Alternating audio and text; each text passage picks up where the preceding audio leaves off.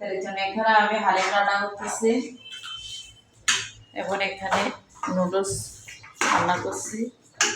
এদিকে আমি ইফতার রেডি করতেছি, ওইদিকে নিজের আস্তে আস্তে আস্তে বসে বসে খেতেছে।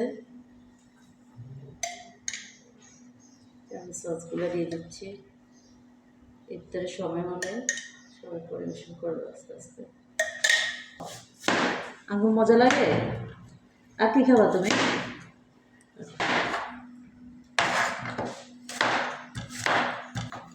এখন আমি মালটা কেটে দিচ্ছি।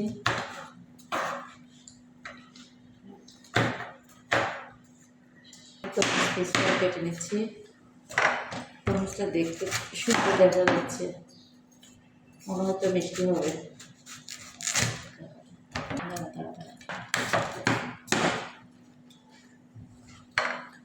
তরমুজ মজা, খাও। ট্যাং খাবো। এদিকে আমি ট্যাং নিচ্ছি,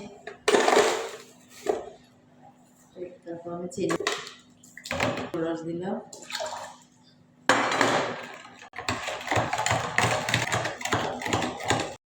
সব মিলে আজকের ইফতারি তৈরি হয়ে গেল। কারণ আজকের ইফতারি একটু ব্যতিক্রম, কারণ বাচ্চারা ছোলা খেতে চায় না প্রতিদিন। ওকে, আল্লাহ হাফেজ।